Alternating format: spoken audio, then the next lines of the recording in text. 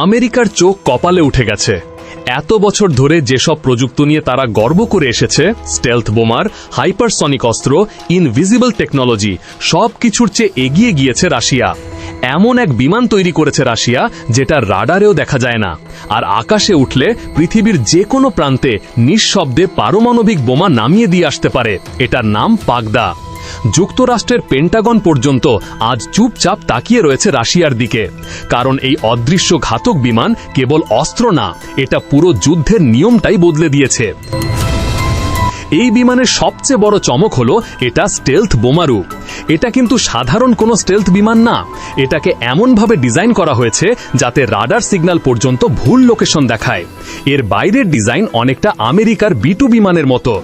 রাশিয়ার একদল secret group এই বিমানটি তৈরি করেছে। পাগদা ঘন্টায় প্রায় 1000 কিলোমিটার বেগে উড়তে পারে।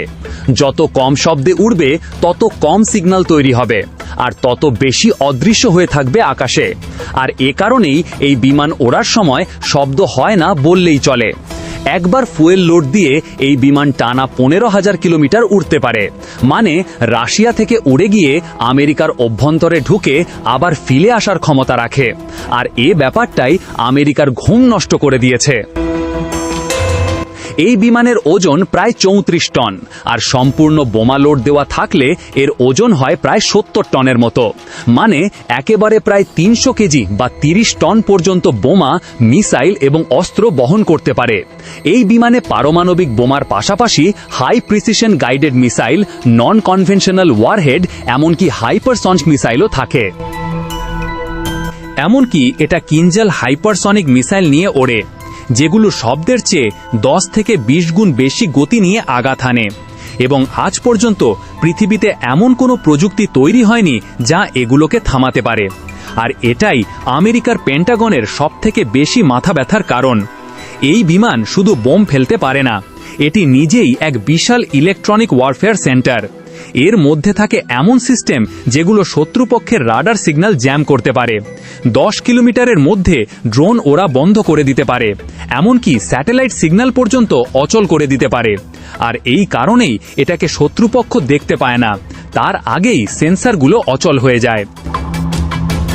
সবথেকে ভয়ের ব্যাপার হলো এই বিমানে ব্যবহার করা হচ্ছে আধুনিক অ্যাভিনিস এবং আর্টিফিশিয়াল ইন্টেলিজেন্স, মানে এটা ভবিষ্যতে নিজেই যুদ্ধ করতে পারবে।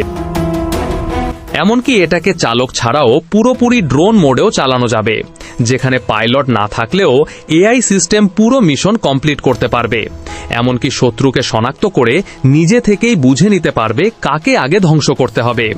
এখন মূল ব্যাপার হলো আমেরিকা এটাকে ভয় পায় কেন? কারণ আমেরিকার পুরো ডিফেন্স সিস্টেমকে এই বিমান হ্যাক করে অচল করে দিতে পারে। B-2 বোম্বারের মতো স্টেলথ বোমারো বিমান তাদের থাকলেও রাশিয়ার এই বিমান একেবারে অন্যরকম।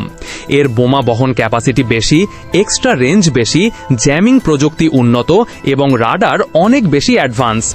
এই বিমানের গতিবিধি বোঝা যেমন কঠিন, তেমনি এটাকে টার্গেট করাও প্রায় অসম্ভব। তাই আমেরিকার সামরিক কৌশলে এখন এমন অবস্থার সৃষ্টি হয়েছে যেখানে রাশিয়ার এই বিমান আকাশে থাকলে তারা সরাসরি অ্যাটাকে যেতে চায় না। অনেক বিশেষজ্ঞের মতে আমেরিকা যদি আগাম হামলা না করতে পারে, তাহলে একবার পাগদা আকাশে উঠলে তা ঠেকানো দুঃস্বপ্নের মতো। বর্তমানে রাশিয়া ভেতরের বিশেষ এয়ারবেসে চলছে এই বিমানের গোপন পরীক্ষা, যেখানে কোনো মিডিয়া ঢুকতে পারে না, এমনকি স্যাটেলাইটও এই এরিয়ায় আসলে ব্লাইন্ড হয়ে যায়।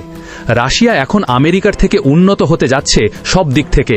শুধু আমেরিকা না, বিশ্বের যে কোনো পরাশক্তি দেশ রাশিয়াকে অ্যাটাক করার আগে অন্তত 10 বার চিন্তা করবে, কারণ কোনো দেশই ধরতে পারবে না এই বিমান কোথা থেকে আসলো, কখন আঘাত হানলো আর কখন ফিরে গেল। এই বিমানের সবথেকে বড় ব্যাপার হলো এটা শব্দ করে না, আর এই নিঃশব্দ ভয়টাই আজকে বিশ্বের সবচেয়ে উন্নত সামরিক শক্তিকেও চুপ করে দিয়েছে।